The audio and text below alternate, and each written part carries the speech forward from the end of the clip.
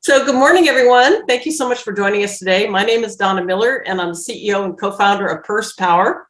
Purse Power is working to help women use their massive purchasing power to drive positive change. We believe that if women who make 80% of all purchasing decisions would choose to buy from the companies that actively promote women, and we would do that in mass, and if we could create a funding stream for battered women's shelters in the process, that we could shatter glass ceilings and change lives. So that's what Purse Power is trying to do, okay? We are in meeting format today. We are taping the program. The videos for our shows are always up on our website at pursepower.com on the Let's Share the Journey tab. We've had probably close to 90 episodes over the last couple of years. We started at the beginning of the pandemic, and we've had major, wonderful speakers, much like Sharina, and there's a lot of great content there. So I hope you take advantage of that.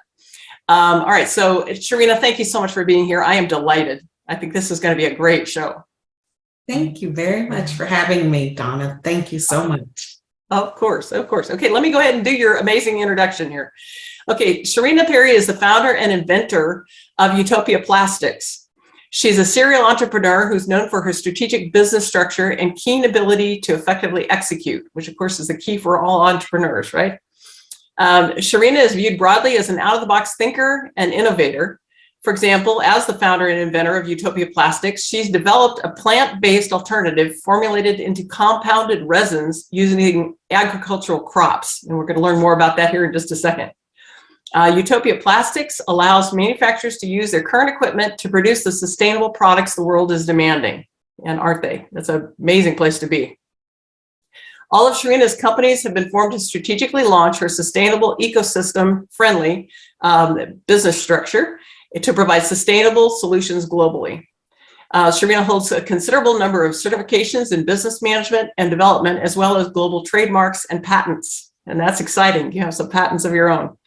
As an expert and industry leader in biopolymers, Sharina holds a certification in sustainable strategies and circular economics, which I've not heard that term before, from the University of Cambridge Judge Business School. Sharina is a TEDx and keynote speaker and received the Vanguard Award for Environmental Excellence, Oklahoma's Most Powerful and Innovative Women, Most Influential Young Professionals, Businesswoman of the Year, Supreme Excellence Dignitary Award, and was recently featured as an eco hero by Women's Day magazine. Holy smokes, how exciting. Thank you again for being here. This is amazing. All right. To begin, we want to hear your backstory. So how did you start and how did you arrive at this place in your life and career? You know, I never saw myself as an entrepreneur when I was younger. In fact, I learned early that I had a passion and a desire to do things, but I always saw myself behind the scenes getting things done. It was actually out of necessity that I launched into entrepreneurship. I was the director of operations for a company, and he had amassed a considerable amount of wealth. And one day he came in and simply told a couple of hundred employees he was done and was making a decision. For me, as the director of operations, I felt a keen I felt for the people. I felt for myself, but I felt for the people that had invested in this being their future. And so I took the skill set I had helped build the company and move us to be the leader in the industry. So it was important. I knew how to do it. So I took that and launched. That's how I became an entrepreneur. Utopia, though, as itself, as Utopia that matters to me today, Utopia was birthed from as a young girl. I didn't really understand disparity. And I developed this world called Utopia. And Utopia, everybody got along. In Utopia, we solved problems. In Utopia, everybody was taken care of. And I was, as a young person, keenly interested also in God's word. So Utopia was really imagining if we did it God's way. Oh, wow. Wow, that's amazing. What a nice story. All right. I'm always fascinated to learn about women like you that are highly successful. What have been the key crossroads in your life that have turned you into the person that you are today? Opportunities, challenges, et cetera. And why were they so important to your success? How did they influence your life? I think when we're younger and we take on life, we see challenges and adversity different when we're in our younger years than when we get older. At this stage in my life that you asked me, I can look back and say that I feel like the challenges prepared me for where I am.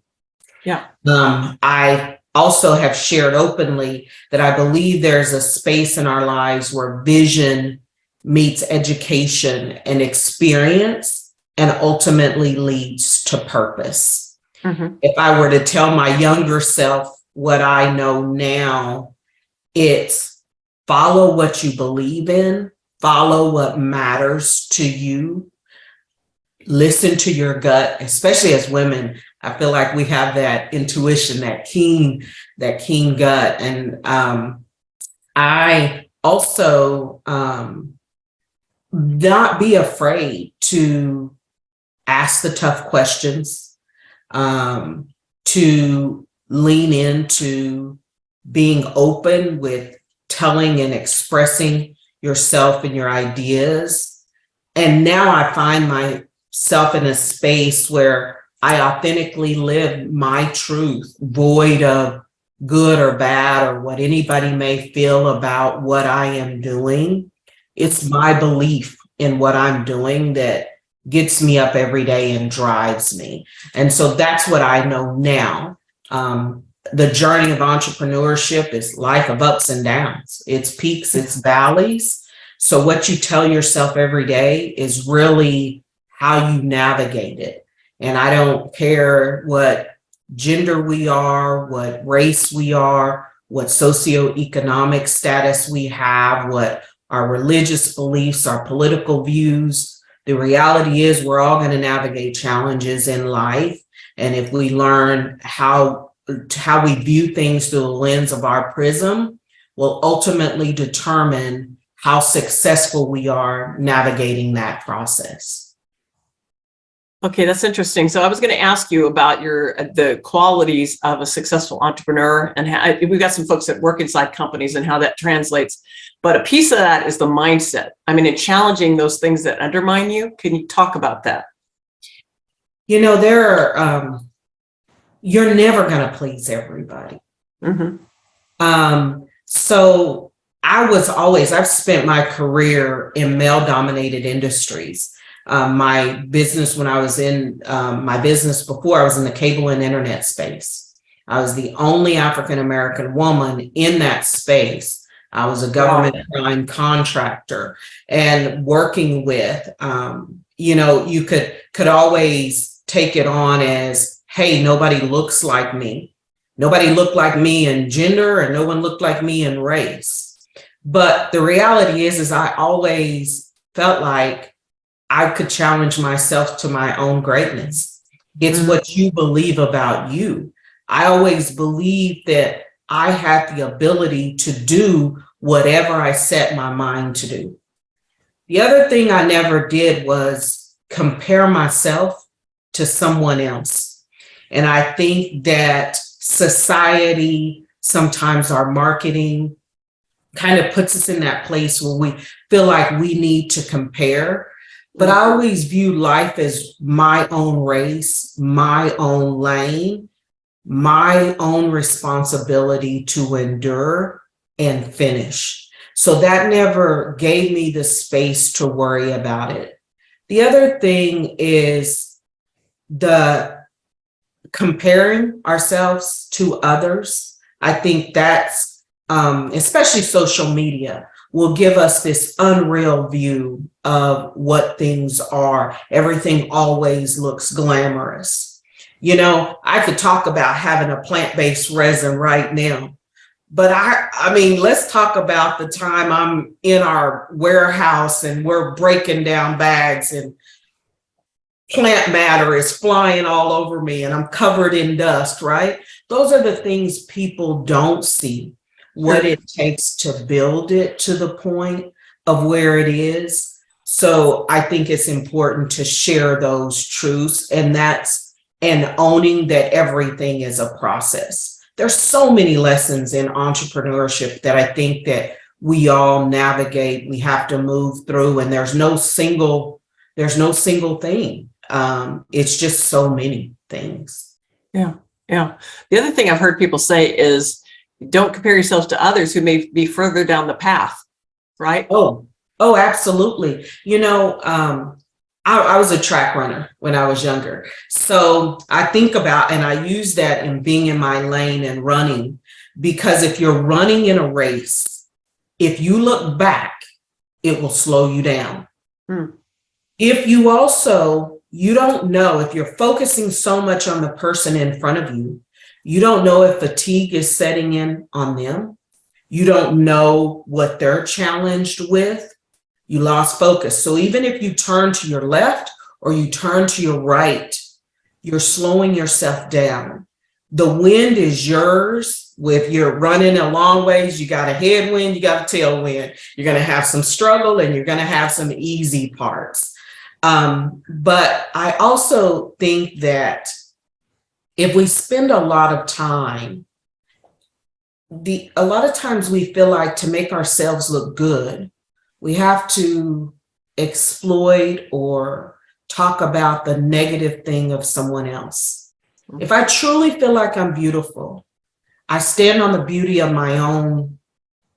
merit of my own beauty. I don't have to tell someone or share or speak negative about someone else.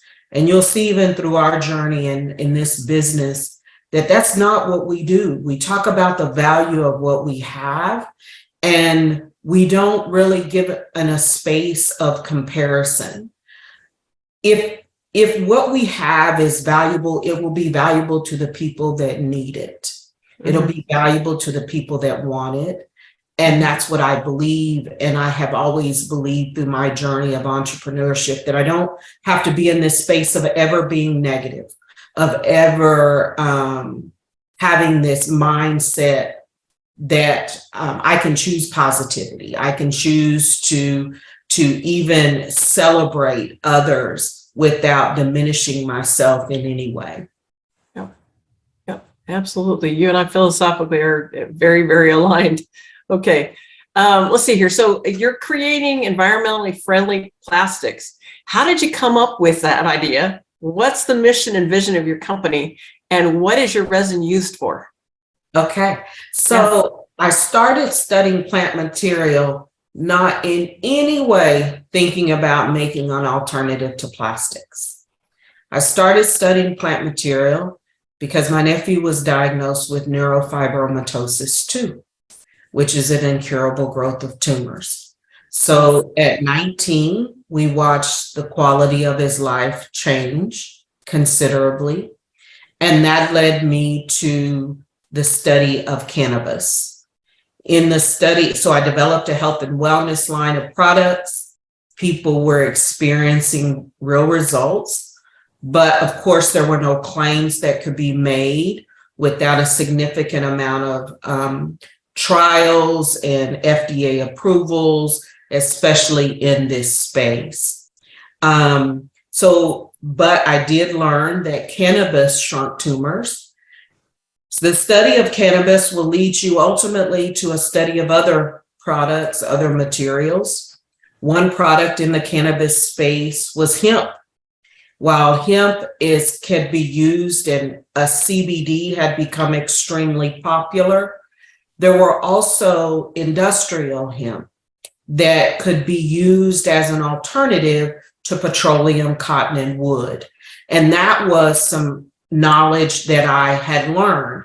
We had not been able to really grow hemp because of the federal regulations against it until the 2014 farm bills that came in 2018, and these industrial uses of it became more known. But there are a broader spectrum of plants, even beyond hemp, that have strong properties. And it was this research of this period, and ultimately I wanted to get FDA approval of my health and wellness. And I thought, well, let me explore this idea of using it as an alternative for paper and plastics. That seemed to be what made sense to me. And I thought about it. Read an article in the New York Times that Starbucks was doing away with single-use plastics. So I'm reading all of these things, but what really stood out to me was we were shifting to paper from plastics when we're talking about straws. That didn't seem to be a solution to me, because here we were also talking about a climate crisis that carbon was negatively affecting, and we were now going to be cutting down trees. So it was this insignificant moment at a local restaurant, McNilly's, where I had a paper straw, and it broke down in my drink. And it was in that moment, my vision, my experience of entrepreneurship, my education about crops led ultimately to my purpose. And this is the rest for me. So I said, I'm going to make a straw in my kitchen out of the plants, and I'm just going to give it a try. And then that's all she wrote from there. Wow. Wow. That's amazing. That's amazing. My dad was an inventor with 22 patents, and innovative people like you just kind of think sideways, sort of, where they see a problem that they're trying to fix, which is what I think you were doing. That's, when I made the straw in my kitchen, I really just, I spent my life in entrepreneurship. I spent my life in service to others and community. And I really, at that moment when I made it in my kitchen, I'll tell you, I remember a story. My brother, a long time ago, my brother comes up with this idea, and he says, I think I should make this laundry basket with these handles and people can pull it, right? Years ago, he comes up with this idea. He doesn't do anything about it. Now we see laundry baskets with handles and wheels, right? So it made me think about that day, how often people have great ideas. Yeah. And they never do anything about it. Right. So I'm standing in my kitchen. So much to my surprise, here's what happened when I made the paper straw. I made it in my kitchen, and it didn't break down in cold liquid. And I took it over. I had coated the straw in beeswax. I took it over to the pot, got the temperature up to 340 degrees, and it still didn't break down. That was way different from any paper straw I had ever had, or very different from what happened at McNilly's. So it really was like, aha, there really is something to this plant material. But then it's like, what do you do? What do you do when you come up with something? I spent the rest of to the wee hours in the morning praying, researching, just in a lot of thought about what was my next thing to do. And I thought the worst thing you could do, Sharina, is do nothing. So I did something, and I reached out. We reached out, put the product, the straw. I laughed because went to Hobby Lobby and got a box and had made this brochure. I walked through the process of educating about the plant. So I made a brochure.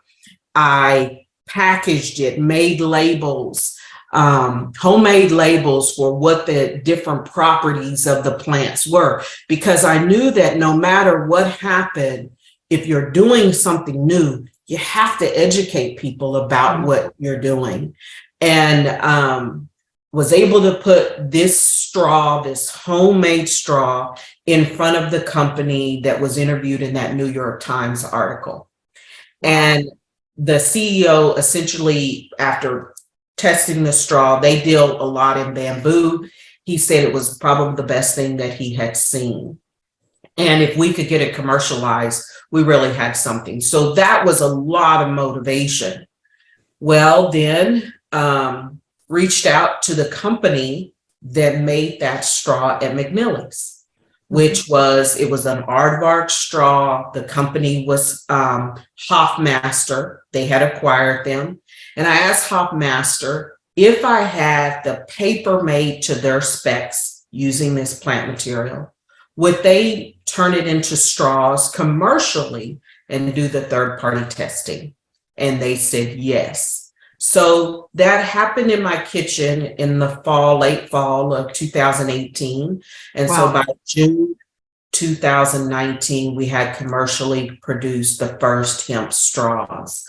But there were barriers still because of regulation around hemp with food contact items. Even FDA again said there would be a significant amount of research and a lot of trials and information that I would need to provide. And quite honestly, my bank account didn't look like it could handle that. So I had learned a lot about other crops that had the similar properties. And so while I was working with Hofbaster to get the paper straw produced, I was also working with a manufacturer using other plant material to create polymers. And so at the same time, about March of 2019, I had prototypes for using plant material for polymers. Wow. That's an amazing story. And how you navigated it. I mean, you got creative about really getting it out there. Talk about that, because that's not easy to do. I'm going to say, social media and marketing mediums now are so different from when I was in business in late 90s, early 2000. I've done every type of marketing. I've done door knocking, mailers, TV, radio, phone book ads, all of those things, direct phone call. We've done all of that. So I've spent a lot in marketing, understanding engagement. So we knew that we would have to educate, but be able to look at some of those principles still apply, how many times it takes to reach somebody to contact. But ultimately, here's what would happen.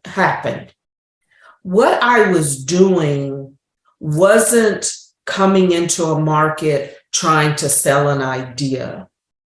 What we were providing was a solution in a market that already had a demand. Sustainability and the topic. Remember the article from Starbucks saying that they were doing away with single-use plastics. This issue, while we weren't so connected to it in the US, across the globe, bans were taking place on plastics. We were dealing with what was happening with combustion and methane gas release in this not having proper recycling and waste processing facilities for plastics. There was also these global pacts that were happening that were from companies that were the largest plastics producers, alliances coming together saying we have to do something to clean up what we're doing because it's affecting the health and wellness of communities. So not only do we have the environmental impact, we have what's being affected in our communities' health and wellness. So that demand, we knew we were coming in, and if we could prove that we were a solution in addressing it, if we could bring awareness to it in a way that gave people proper education about what sustainability was, and we could develop a model, then we really had something. Then 2020 proved that everything we believed was true.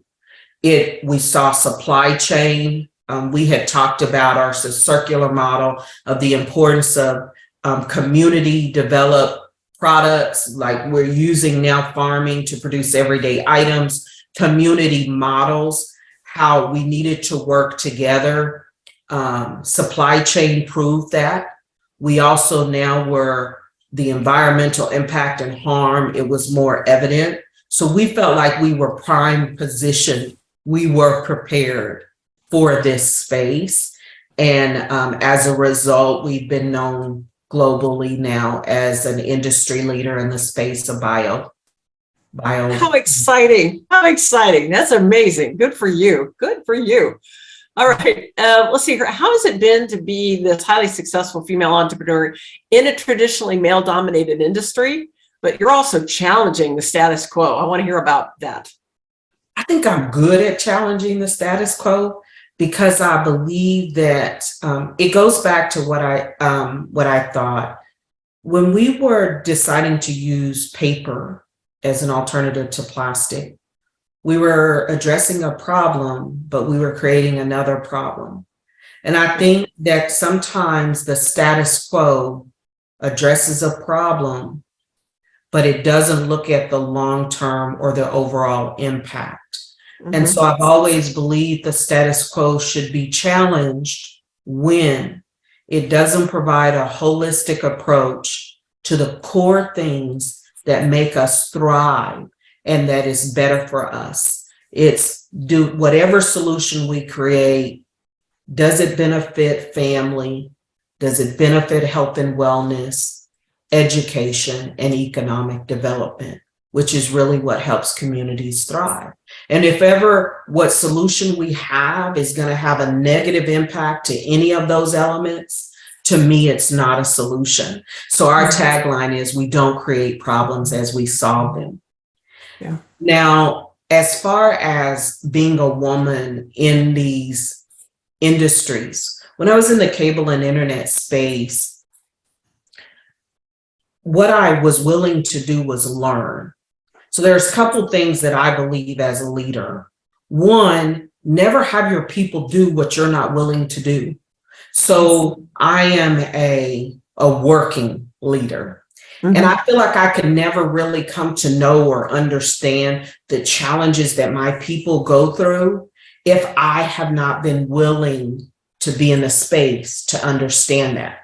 I think that also garners respect along the way. And in this space, I work with a lot of men, different manufacturers that have been seasoned.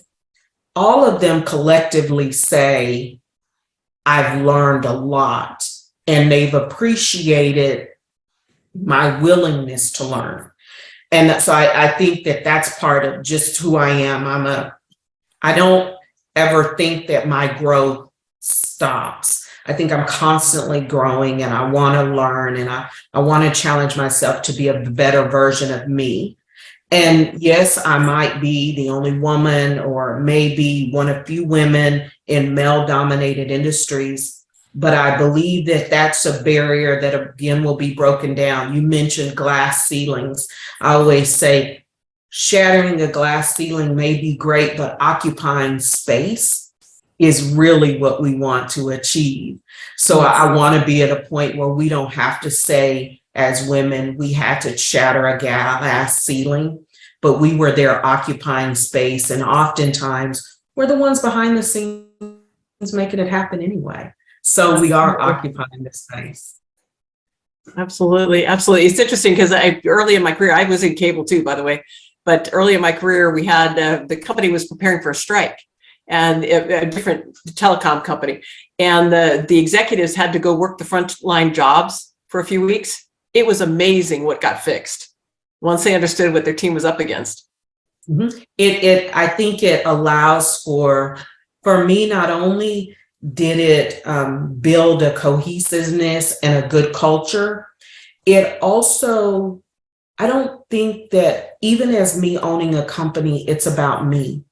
So I encourage my team to tap into their gifts. When I was a young entrepreneur and having other young people work with me, I'm proud to say many of them went on to lead companies, to be entrepreneurs. I have some that's come back and tell me that it was working for me that helped them build where they felt empowered within themselves to follow what mattered to them. And it went on to be their career, and they have a passion and a love for what they do. So I think that being that type of leader creates a culture that makes everyone feel like they're a part and that it's not about a single person. Utopia, while I share Sharina Perry's vision originally, Utopia is made up of people that are stewards. They came, their desire to be a part. There were already people serving their community, serving their family, and that believing in something bigger than themselves. So they embody really what Utopia is all about. Yeah, perfect. Guys, why don't you go ahead and add your questions in chat? I'm going to ask you another question, then we'll take some from the audience here. So did you bootstrap your business? Did you get loans? Did you get grants? Did you get investors? How did you fund your business? So initially, when I started out and what I was doing, it was very much bootstrapping. Mm-hmm. I'll tell you, when I started my business before years ago, mm-hmm. I had a great mentor, business partner that kind of said, he kind of gave me a straight talk. So what happened is he came to me and he said, how much would it take for you to start on your own? So I had come out of adversity, started this business. I was challenged. I said $30,000. So he invested the $30,000. Within 2 months, it was paid back. That year, we ended with $2.5 million in revenue. Mm-hmm. So he then, he was able to he was a 50-50 partner, but he was never in the day-to-day operations of the business. So the challenges and everything. And I remember one day he told me it was the best investment he could have ever made, but it was the worst investment I could have ever made. Huh. And the reason he said that is because I had undervalued my IP. And that a lot of times as founders and entrepreneurs, yes, money is going to be what it may take to pull that forward. But a lot of times people are investing in us so that we have workers to do the work. So the money goes to a building, the services as far as services to operate the office, to hire people. I did something a little bit different. One, I didn't seek anybody to invest. Also, understanding that I'm in this green space and sustainability and building something that had never been done would not be ideal for a venture capital that may have a 2 to 5 year exit strategy.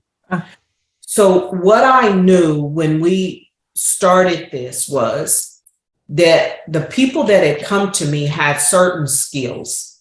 So they became partners. They had part ownership in it, and they brought their working skills to the table, understanding that we were building something. We had a goal to not be a heavily debt company.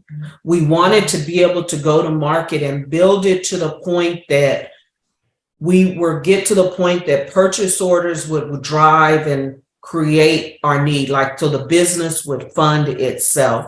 Mm-hmm. And if anybody came to us asking to be a part, your money alone wasn't what was going to get you to be a part about what we were doing. Did you embody the ideals of Utopia? Did you have the skill set, also the access, the resources to help move what we were doing forward? Mm. And, we started this and, my creation of it in 2018. And so we're moving through 2019. We have a meeting March, I want to say it was 16th, 2020. In February, we had our product that was stable and we had used it across the country. So now March 16th, our team all comes in for our go-to-market strategy session, and we are launching in the market. Mm. That day, Jim's on this. He mentioned he was a former McDonald's franchisee owner. Uh-huh.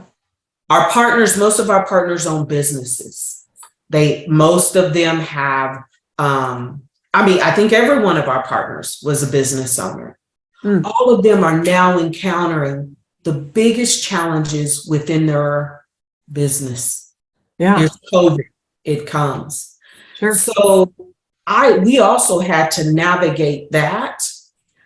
The beauty of not having the pressure of investors, it allowed us to still walk through what was needed and then not have the weight that everybody else was experiencing in business, whether their doors were going to stay open. So here we were still able to build, and I still able to support our team and not put pressure on them to deliver.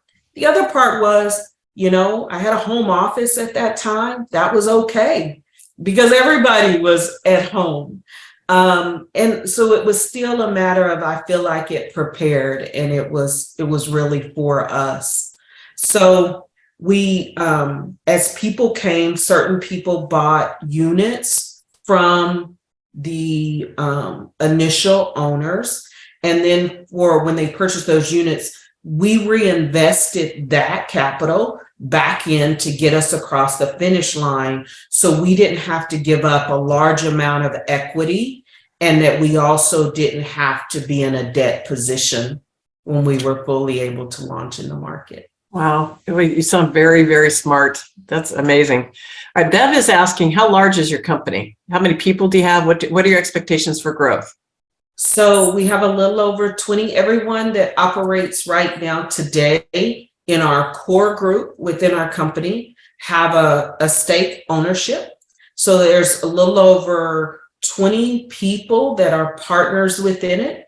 We have a core team that deal with the day-to-day operations from our corporate offices. Then we have teams of manufacturers and farmers that work within the strategic or sustainable model. So Eat and Grow handles our agricultural part. Utopia Solutions is our processing. And then Utopia Genetics, which has the biggest core of our team members, is our sales, marketing, and distribution. Utopia Genetics or Utopia Brands is the only supplier of Utopia Plastics resin, and that has more of a strategy to it for bringing in strategic partners. So we have partners across the world that bring opportunities to us, or people that come to us, or that say, hey, we know an individual, or they have a connection. They bring the opportunity, we make an agreement with them. And so then they become a part of our sales alliance channel. Okay, very good. So Jane is asking, where is your corporate office? We're in Edmond. We are in Edmond. And a lot of times people will ask, Edmond, Oklahoma, for those who are around the world. Yeah. So Edmond, Oklahoma, USA. Hopefully we'll spread. But that's where our corporate office is. Now, I will say, when we were building Utopia, the interesting thing is there was no infrastructure in Oklahoma to really support what we're doing. There's not a straw manufacturer in Oklahoma. There's not a cutlery manufacturer in Oklahoma. So these global demands to replace single-use plastics, there wasn't any in Oklahoma. There's also no, Oklahoma hadn't made agricultural or the industrial use of agriculture as a main part of its economic development. So I had to go to the states that did. And so we learned how to work remotely very well. I traveled a lot. And so that's even what we do today. So we, growing operations, processing one part of the country, compounding in another, but our model includes setting up processing facilities in different segments of the country. Oh, very good. Very good. Well, I am sure you're on everybody's radar screen in the state trying to help you be successful. If not, you should be.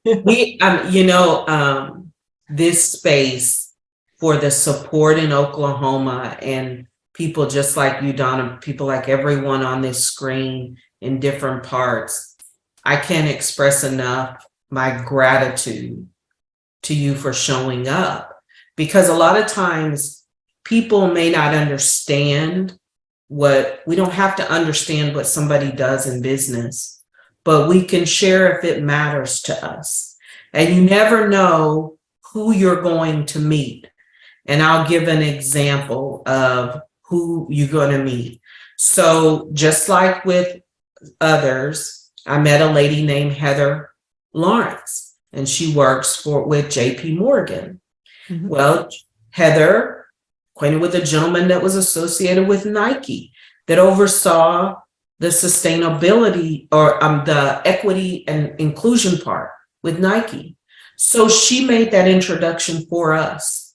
I had one call one time that it happened as simple as on a soccer field. So the owner of a plastics manufacturer says his wife told him about us because she heard it from a mom at their kid's soccer game. Wow. So you never know how that network. So we just say, share our name. That's how you join us on the journey. Tell people about this company that's using plants in the plastics that is helping create an opportunity that will help drive our economy forward. So you all matter to us. So there's no thing you do that's too small or too big. We are truly better together. Yeah, no, I so agree with you. And you never know who knows who, right? Never know who knows who. Exactly right. Okay, let's see here. So Jane is also asking, what plants do you use in your product? So I heard hemp. Do you use other kinds of products also? So hemp is part of our IP. Today, we do not use hemp to make our polymers. And the reason is because our polymers today have a very broad application. They're a drop-in replacement, so they can be used in food contact items. We use crops that are already FDA approved, that the USDA did feasibility studies on.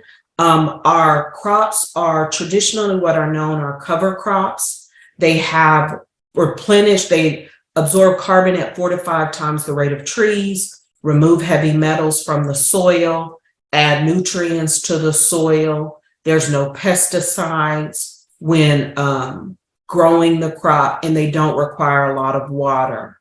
Some of the crops that we use that are included in my IP date back to feasibility studies done in the US. There's also many studies done abroad, and growing them, because I mentioned the USDA had done testing on an alternative to petroleum and cotton and wood.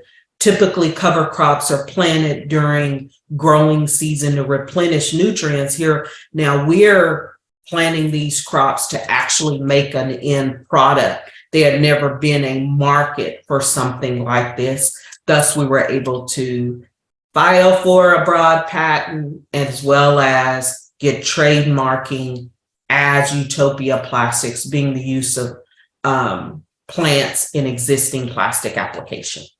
Okay, I think Jane is a farmer, so she's. I did see that Jane is a farmer. Yes. So she's asking. Okay, all right. Gosh, this has gone really fast. We're coming down to the end of the hour. Any burning questions, guys? And I'm going to ask a few too. In this time together, what do you hope that we have learned from you? What are the top 3 learnings you want us to have gotten from you? That the power of change exists in every one of us. Yeah. That none of us are too small that we can't address a global world problem. And that we truly are better together. Mm-hmm. Absolutely. Absolutely. Well said. Well said. I'm going to add, we've probably time for one more question from me and from them. So if you had a crystal ball, given your perch here, what do you foresee coming in the future in terms of biggest opportunities for female entrepreneurs? And then how do we take advantage of them? If 2020 didn't show us anything, it's the importance of change, what we do with change, whether we embrace it or we resist it. I believe that the birth from 2020 created a wide open space for people to tap in what's inside of them. We see a lot of things that we're challenged with. We see lack of workforce, we see supply chain issues, but we also see the birth of innovation in a way that creates so much opportunity. And it's vastly among all people, races, genders, socioeconomic classes. So I would say to take away from now, if I had a crystal ball, that we would really see, for me, utopia was about working together. It was believing in something bigger than ourselves.